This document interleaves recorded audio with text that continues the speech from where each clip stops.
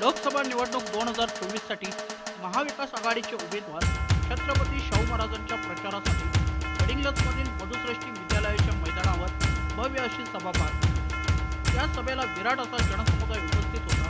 तर या सभेला माजी मंत्री सतेज पाटील व भास्करराव जाधव यांनी संबोधित केले। त्यावेळी बोलताना महाविकास आघाडीच्या सर्वच नेते मंडळींनी बोलताना देशात भाजपाने चालवलेल्या गैरकारभाराविरोधात जोरदार टीकेची झोड उठवली। तर देशात ही निवडणूक शेवटची ठरू द्यायची नसेल तर इंडिया व महाविकास आघाडीला मतदान करून भरघोस मताने निवडून आणणे गरजेचे आहे, असे आवाहन उपस्थित जनसमुदायाला सर्वच नेते मंडळींनी करणार नाही। कारण ह्या निवडणुकीत जे मतदान होणार आहे ते मतदान ठरवणार आहे की ह्यापुढे या देशात निवडणुका होणार आहेत की नाही, यापुढे या देशात लोकशाही राहणार आहे की नाही, ही ठरवणारी ही निवडणूक आहे। आज आपण सगळे पाहतो आहोत की आपला देश कुठेतरी लोकशाहीपासून हुकुमशाही आणि एकाधिकारशाहीकडे चाललेला आहे। पूर्वी आपण म्हणायचो भारत सरकार, भाजप सरकार आल्यावर भाजप सरकार, काँग्रेस सरकार, पण आता आपल्याला काय ऐकू येतंय? आपल्याला ऐकू येतात शब्द मोदी सरकार। आपल्याला काय ऐकू येतंय? मोदींचे पैसे, मोदींची गॅरंटी, मोदींचं सिलेंडर आणि मोदींचा परिवार।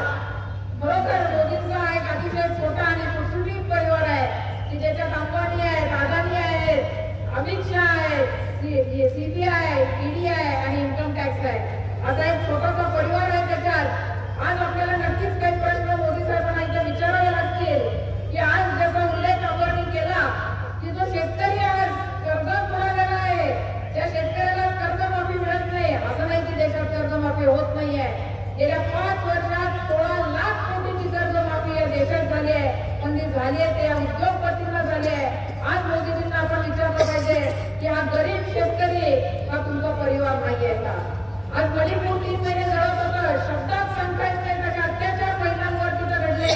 आज मोदी साहेबांनी तिथं जाण्याचे कष्ट घेतले नाहीत, एक सकाळ शब्द त्याबद्दल बोलले नाहीत की मणिपूरची जनता तुमचा परिवार नाहीये का? आपले ऑलिम्पिकपटू साक्षी मलिक जिने सुवर्ण पदक मिळालं, जी रस्त्यावर आक्रोश करत होती की तुमच्या भाजपच्या एका खासदारानं माझं शोषण केलंय, पण त्याच्यावर मोदी साहेब बोलले नाहीत या मुली तुमच्या परिवार नाहीयेत का? आज खरोखर आपल्या तरुणांना आमिष दाखवलं की वर्षाला 2 कोटी नोकऱ्या तुम्हाला मिळतील। आपली मुलं मुस्लिम साहेब चंद्रगड विधानसभा मतदारसंघात जे आमदार म्हणून आहेत ते आदरणीय आमदार राजेश पाटील साहेब आणि दुसरे जे आहेत ते खासदार संजय मल्लिक। मित्रांनो, ही गोष्ट काय डोळ्यासमोर ठेवायला पाहिजे। त्या मुस्लिम साहेबांना शरद पवार साहेबांनी काय सांगितलं? अल्पसंख्याक मधला माणूस आहे, मोठा झाला पाहिजे। मुस्लिम साहेब ज्यावेळी तुम्ही भाषण करत होता त्यावेळी तुमच्या डोळ्याचे तुटक पडायचे की माझा बाप कोण? आदरणीय नेते शरदचंद्रजी पवार साहेब, आमदार राजेश पाटील साहेब, माझा तुम्हाला दुसरा सवाल आहे। तुमचं नाव माहित नव्हतं, राजेश पाटील म्हणून नाव माहित नव्हतं आणि आम्हाला सुवर्ण आणि आम्ही सगळेजण कन्स्टिल हॉटेलवर होतो त्यावेळी पवार साहेबांनी सांगितलं त्या नरसिंहपुरात पट्टाच्या पोराला आमदार केला उभा करायचा आहे, त्याला आमदार करायला पाहिजे आणि त्याला या गडिंग्लज तालुक्याच्या जनतेने आमदार केलं। पण पवार साहेबाच्या पाठीत खंजीर कोणी कपटलं, त्या दोघा गद्दारांनी कपटला। मित्रांनो, डोळ्यासमोर ठेवा। ही निवडणूक कशाची असेल तर ही निवडणूक गद्दाराला संपवण्याची आहे। दुसरा गद्दार कोण? संजय मल्लिक साहेब। मल्लिक साहेब, तुम्ही काय केला? त्या बाळासाहेब ठाकरेंनी शिवसेनेची स्थापना केली आणि ती शिवसेना कशी केली? छत्रपती शिवाजी महाराजांचं नाव घेऊन सेना स्थापन केली आणि या देशाचा राज्याचा मुख्यमंत्री तयार केला। त्या मुख्यमंत्री ज्या तयार केलेले बाळासाहेब ठाकरे त्यांच्या पोराच्या पाठीत खंजीर कोणी खोपटलं तर संजय मल्लिक साहेब तुम्ही खोपटला। मी इतकंच सांगेन मित्रांनो, ही निवडणूक जी आहे ही दिल्लीतलं तख्त जर हलवायचं असेल तर श्रीमंत छत्रपती शाहू महाराज, त्या शाहू महाराजांना आपण जर ज्या विचारानं घ्यायचं आहे। आज राजे कशासाठी आल्या ते माझ्या नंतर बोलणारे वक्ते सगळे सांगतील, पण माझी तुम्हाला कळकळीची विनंती आहे, गद्दारी संपवल्याशिवाय जीवनात सार्थकता येणार नाही। ही सुरुवात करायची आहे। 8 तारखेपर्यंत स्वर्गीय बाबासाहेब कुलकर्णी त्यांच्यानंतर शरद पवार असा माझा राजकीय प्रवास असणारा मी कार्यकर्ता आहे। जास्त वेळ घेणार नाही। गडिंग्लज सहकारी साखर कारखान्याचे रिटायर 600 कामगार आणि आता अस्तित्वात काम करणारे 600 कामगार असा 1200 कामगारांचा पाठिंबा राजर्षी शाहू छत्रपतीला या ठिकाणी मी जाहीर करतो आणि सांगतो. जय हिंद, जय महाराष्ट्र. यानंतर शिवसेना उपनेते माननीय संजय तुम्हाला आत्ता बोलवय तुमच्या पायाखाली वाळू नसल्यानंतर तुमचा पराभव झाल्यानंतर या सगळ्या गोष्टी लक्षात ठेवा. आणि या कुठल्याही परिस्थितीमध्ये देशाची निवडणूक आहे, देश संकटात आहे आणि देश वाचवण्यासाठी एक एक खासदार आपला महाविकास आघाडीचा, इंडिया आघाडीचा विजय करण्याची तुम्ही आम्ही कटिबद्ध राहाव्या एवढी विनंती करेल. ह्या पट्टासमोर आणि हात कार्यक्रमामध्ये आपल्या सत्तेत आभार टाकायची मशाल दोन्हीकडे विजय करून कोल्हापुरात इतिहास बोलावून विजय करण्याचा घेतो. ज्याने आयुष्यभर पुरोगामी विचारांचा वारसा जपला, ज्याने आयुष्यभर जातीयवादी विचारांना विरोध केला, आज माझ्या दयात काँग्रेसचा हा स्टार्ट बघितल्यानंतर प्रत्येकाच्या मनात प्रश्न पडला असेल. पण जेव्हा शिंदे साहेबांचं निधन झालं त्याच्यानंतर व्यक्तिगत जीवनात सुद्धा जगायचं कसं हा प्रश्न आमच्या समोर निर्माण झालेला होता. आणि राजकीय वाटचाल तर आमची सैरमैर झालेली होती. नेमकं काय करायचं हा प्रश्न आमच्या समोर होता. आम्ही निराधार झालेलो होतो. अशा वेळी आमच्या गटाला, आमच्या जनता दलाला वोट्यात घेण्याचं, आम्हाला आधाराचा हात देण्याचं काम जर कोणी केलं असेल तर ते आमचे नेते बंटी पाटील साहेबांनी केलं. आणि बंटी पाटील साहेबांचं नेतृत्व मानण्यापुढे या कोल्हापूर गडिंग्लज तालुक्यात, या गडिंग्लज शहरात काम करायचं आम्ही ठरवलेलं आहे. आणि महाराजांच्या बद्दल बोलत असताना महाराज साहेब कसे असतील, आपला राजा कसा असेल, आपला उमेदवार कसा असेल हा प्रश्न, ही उत्सुकता माझ्याही मनात होती. पण त्यांच्याबरोबर फिरत असताना एक साधे, अतिशय सज्जन, दुसऱ्याच्या दुःखात दुःखी होणारे आणि दुसऱ्याच्या सुखात आनंद मानणारा राजा आपल्याला उमेदवार म्हणून मिळालेला आहे. त्यांचा सन्मान करण्यासाठी काँग्रेसचा हा स्टार कार्ड अतिशय अभिमानाने तयार चाललाय. आज या देशाची परिस्थिती बघितली, मगाशी नंदाताई बोलताना म्हणाल्या की आपल्या देशातला एक माणूस म्हणजे शेतकऱ्यांपासून असू दे, शेतकऱ्यांचं स्वागत तर दिल्लीत थेट आपण होतंय. जर हमी भाव मागायला जर शेतकरी दिल्लीकडे जात असतील तर त्यांचं स्वागत हे दिल्लीचं मोदी सरकार थेट ओपन करणार असेल, आपल्याला आपल्या पोटाला घालणाऱ्या शेतकऱ्याची अवस्था जर या देशात अशी होणार असेल तर आपल्यासारख्या सामान्य माणसाची काय व्यथा. महिला आज या देशात सुरक्षित एक आपल्याला उमेदवार मिळालेला आहे. हे शाहू महाराजांच्या रूपानं अतिशय निष्कलंक उमेदवार आपल्याला मिळालेला आहे आणि त्यांना आपण प्रचंड बहुमताने निवडून आणायचं आहे. आणि ही सर्व जबाबदारी ही सर्व आपल्या सर्व जाती आणि जमातीतील सर्व धर्माची आहे. कारण सर्वांना एकत्र घेऊन जाणारा आपला उमेदवार आहे. ज्या वेळा कोल्हापूरमध्ये दंगल घडले त्यावेळेला स्वतः शाहू महाराज रस्त्यावर उतरले आणि त्या दंगल शाहू महाराजांनी थांबवले. कोरोना काळ असू दे, महापूर असू दे, या काळात शाहू महाराजांनी प्रचंड मोठं काम या कोल्हापूर जिल्ह्यात केलं आहे. आणि आज भाजपनं काय केलेलं आहे तर भाजपनं नुसता ही उद्धव साहेबांची शिवसेना बोलायची, जे भाजप आधी चालते. काँग्रेसनं 70 वर्षात काय केलं मला सांगा. काँग्रेसनं 70 वर्षात काय नाही केलं. जे तुम्ही विकताय ते सगळं काँग्रेसनं तयार केलेलं आहे. सगळ्या खासगी बँका सरकारी केल्या, जे खासगी होतं ते सगळं सरकारच्या अंडर आणलं. आणि आज तुम्ही काय करता फक्त ते सगळे जे खासगी आहे ते विकायचं आणि त्यातून आलेला पैसा खासदार आमदार फोडायचं आणि राजकारण करायचं. याच्यापुढे तुम्हाला काहीच जमलेलं नाही. भारताचं एक ब्रीद वाक्य होतं, जय जवान आणि जय किसान. आज या मोदीने बनलेला आहे जय अदानी आणि जय अंबानी. याच्याशिवाय काही करत नाही. आज भारत देश हा फक्त 14 करोड आहे. एक अमित शाह, 2 मोदी, 3 अदानी, 4 अंबानी. दोघं देश विकतायत आणि दोघं विकत घेत आहेत. याच्या पुढे दुसऱ्याला काही या देशात करायचा अधिकार त्यांनी ठेवलेला नाही. आणि आपलं झालेलं राजकारण या भारतात आहे. आज आपल्याला विद्यमान खासदारांच्या बद्दल बोलायचं म्हटलं तर या खासदारांना उद्धव साहेबांच्या कृपेमुळे खासदार झाले, शिवसेनेच्या कृपेमुळे खासदार झाले आणि शिवसेनेच्या पाठीत खंजीर बसवून हे गद्दार त्या शिंदे गटाला जाऊन मिळाला आहे. आज परवा मी एका भाषणात म्हटलं की हे गद्दार आहे, गद्दार होते आणि गद्दारच राहणार.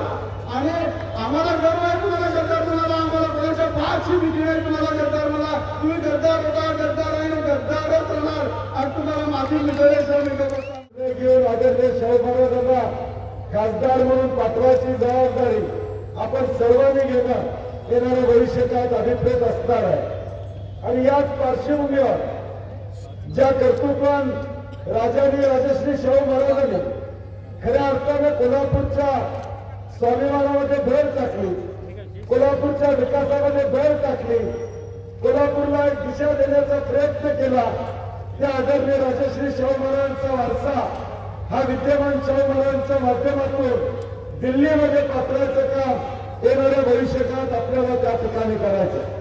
ही लढाई जी काय लढाई ज्याचा उल्लेख संजय पवारांनी केला की मागच्या 5 वर्षातली कार्यक्षमता आणि पुढच्या 5 वर्षातला या कोल्हापूर जिल्ह्याच्या विकासाचा एक नवीन ओळख हे शाहू महाराजांच्या माध्यमातून आपल्याला निर्माण करायचे.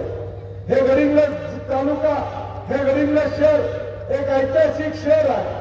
गावी साहेबांच्या पासून, कुपेकर साहेबांच्या पासून ते शिंदे साहेबांच्या पर्यंत या सगळ्या कर्तृत्ववान लोकांनी या तालुक्याला, या शहराला एक गत वैभव अनेक वर्षामध्ये प्राप्त करून दिला, ज्याचा उल्लेख स्वातीताईंनी आपल्या भाषणामध्ये प्रामुख्याने त्या ठिकाणी केला की आदरणीय शिंदे साहेबांचा वारसा पुढे घेऊन जाण्याचा प्रयत्न ती आणि त्यांच्या सगळ्या मंडळी सातत्यानं त्या ठिकाणी करतात.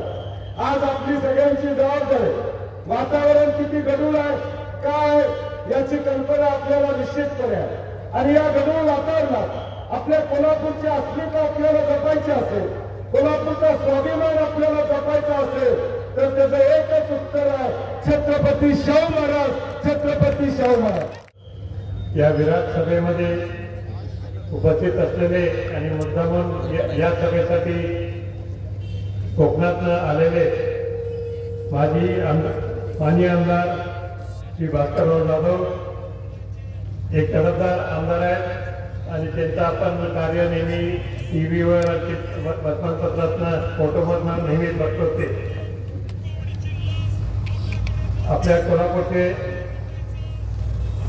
आमदार सतेज बंटी पाटील तसेच 4-5 श्रीराव, स्वातीताई कोरी, नलवडे, चिंत्रे, संजय पवार, नंदाताई बाबुळकर आणि व्यासपीठ जेवढं मोठं आहे सर्वांचं नावं घेणं शक्यच नाहीये. अशा या मोठ्या सभेमध्ये आणि माझ्या पुढे बसलेले सर्व गडिंग्लजचे आणि आसपासचे सर्व बंधू आणि भगिनी, आज पुन्हा एकदा आपल्या समोर येताना अतिशय आनंद झालेला आहे. कारण एवढा मोठा जनसमुदाय या गडिंग्लजमध्ये पाहून एक चांगलं वातावरण झालेलं आहे. आणि मी पुन्हा एकदा आपल्याला सांगू इच्छितो की आपण सर्व, तुम्ही आणि आम्ही सर्वच जर स्फूर्ती घेतोय ते छत्रपती शिवाजी महाराजांच्या कार्यातून. शिवाजी महाराजांच्या कार्यातून स्फूर्ती घेतो म्हणजे काय की त्यांनी अन्यायाविरोधात लढा, तो सातत्याने आयुष्यभर लढला, तो महत्वाचा आहे. आणि त्यासाठी संघर्ष करावा लागला तर संघर्ष करण्याची त्यांची तयारी जी होती आणि करतही होते हे आपल्याला महत्वाचं वाटतंय. मध्यंतरी काळामध्ये आपला जेव्हा समाज जरा विस्कटला तेव्हा महात्मा फुले, राजश्री छत्रपती शाहू महाराज आणि आपले बाबासाहेब आंबेडकर हे 3 व्यक्ती, महान व्यक्ती आपल्या पुढे आले आणि त्यांच्या समाज सुधारण्याच्या विचारण्यातून आपल्याला विशेषतः शाहू महाराजांच्या विचाराने समतेचे विचार आपल्याकडे पुढे आले, सर्वांना बरोबर घेऊन जाण्याचे विचार पुढे आले. शिक्षणाला तरणोपाय नाही आणि त्याशिवाय प्रगती होणार नाही हे लक्षात घेऊन शिक्षणावर सुद्धा त्यांनी जो भर दिला, स्त्री सन्मानासाठी जो भर दिला. अशा तऱ्हेने अनेक कृषी, आपला राज्य कृषीप्रधान आहे आणि विशेषतः आपला कोल्हापूर आणि गडिंग्लज हे सुद्धा कृषीप्रधान आहे म्हणून कृषीला सुद्धा अत्यंत महत्त्व दिलं. अशा तऱ्हेने अनेक समाजोपयोगी जे कामे सुरू केली त्याच्यावर त्यांच्याच पावलावर पाऊल ठेवून आपण आता सर्व कार्य करीत आहोत. आणि आज आपल्या विकासाच्या बद्दल बोललं तर मी सांगू इच्छितो की आपला गडिंग्लज पूर्वीच्या काळामध्ये संस्थान काळामध्ये नंबर 2चं शहर होतं कोल्हापूर संस्थानात, पण ते आता जरा ते मागे पडले आणि त्याची पूर्वस्थिती आपण आणण्यासाठी अत्यंत मोठा प्रयत्न आपण निश्चित करणार आहोत. कारण गडिंग्लज हे आता सांगितल्याप्रमाणे कोल्हापूर संस्थानात नंबर 2चं गाव होतं पूर्वी आणि तिथला व्यापारी सगळे चांगलं काम करतात आणि सगळ्यांना बरोबर घेऊन जाण्याचा सुद्धा त्यांचे सातत्याने विचार असतात. म्हणून इथं गडिंग्लजमध्ये काही आपल्याला फारशी अडचणी येत नाही. आणि आज आपल्या विरोधी उमेदवाराच्या प्रचाराकरता म्हणून देशाचे पंतप्रधान आपल्या कोल्हापूर नगरीमध्ये आले होते. मी माझ्या आजूबाजूला सगळ्यांना बसलेल्यांना विचारलं की कोल्हापूरला आज पंतप्रधान आले होते, पंतप्रधानांनी काय भाषण केलं. नेहमी पंतप्रधानांचं भाषण प्रत्येक जण आवडीनं दाखवणारा, पण आता एकाही जवळ पंतप्रधानांचं भाषण नाही. माझा एक तरुण सहकारी मागून आला, मला त्यांचं नाव माहित नाही. मी त्याला विचारलं की मला पंतप्रधानांचं भाषण काय आहे ते मला पाहिजे. आता ही मुलं यांना सोशल मीडिया चांगला माहिती, तो म्हणाला आता काय करू, कसं काढू. म्हणजे एकच काम कर, तू जा त्या तुझ्या गुगलवर आणि फक्त फेकू एवढं नाव टाक. काय का फेकू एवढं नाव टाक. फेकू नाव टाकल्याबरोबर पहिलं कोणाचं नाव आलं असेल तर आपल्या देशाचे पंतप्रधान नरेंद्र मोदींचं नाव फेकू टाकल्याबरोबर.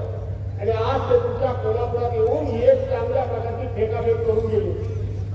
त्याने काय सांगितलंय अधिकृत आहे ते की म्हणाले पहिल्या 2 टप्प्यातल्या निवडणुका झालेल्या आहेत आणि त्या 2 टप्प्यातल्या झालेल्या निवडणुकीमध्ये हमने यूं ही 200 पार किया है. यूं ही भाइयों बहनों यूं ही पार किया है. अरे फेकाफेकी म्हणजे किती. 2 टप्प्याच्या निवडणुका झाल्या मित्रांनो. मी लगेच त्या माझ्या तरुण मित्राला सांगितलं बाबा पहिल्या टप्प्याच्या निवडणुका झाल्या त्या 102 जागेवरच्या मला माहिती आहे. दुसऱ्या टप्प्याची माझी खात्री नाही. त्याने लगेच मोबाईलमध्ये गेलं कारण त्याला फेकून सांगितलं होतं. दुसऱ्या वेळेला काय सांगायचं पुन्हा तो फेकून गेला. तिथं वस्तुस्थिती समोर आली की दुसऱ्या टप्प्यामध्ये निवडणुका होणार होत्या 89 जागांवर. पण दुर्दैवानं मध्य प्रदेशमध्ये बसपाचा एक बैसुला मतदारसंघामधला एक अधिकृत उमेदवार वारला, स्वर्गवासी झाला. आणि ज्या वेळेला अधिकृत पक्षाचा उमेदवार स्वर्गवासी होतो त्यावेळेला तिची निवडणूक महाराज पुढे जाते. या पद्धतीने ती निवडणूक पुढे गेली. म्हणजे पहिल्या 102 आणि नंतर 89 मध्ये एक कमी झाली. राहिल्या किती 88. बरोबर आहे ना. आता 102 आणि 88 अशी 190 जागांवर निवडणुका झाली आणि देशाचे पंतप्रधान सांगतात यूं ही 200 पार कर दिया. काय छापाड्या माणूस हो. म्हणजे या देशातल्या लोकांना 2014 साली या माणसानं अशा थापावरून उल्लू बनवलं. आज हा माणूस त्याच अहंकारामध्ये त्याच वस्तीमध्ये आणि त्याच घमेंडीमध्ये वावरतोय की 2014 साली आम्ही देशातल्या जनतेला उल्लू बनवलं, विश्वासघात केला, फसवला, थापा मारल्या. त्या थापाला हा देश बळी पडला. आज सुद्धा हा देश पुन्हा बळी पडेल. पडणार आहात तुम्ही? बळी पडणार आहात का? काय समजतात का देशाच्या पंतप्रधान? या देशाला स्वातंत्र्य मिळून 75 वर्ष झाली. कानाकोपऱ्यातला माणूस हा सुशिक्षित झालाय. आजही तुम्हाला तुमचं गणित लक्ष आहे, त्याला दुसरा कोण काय करेल.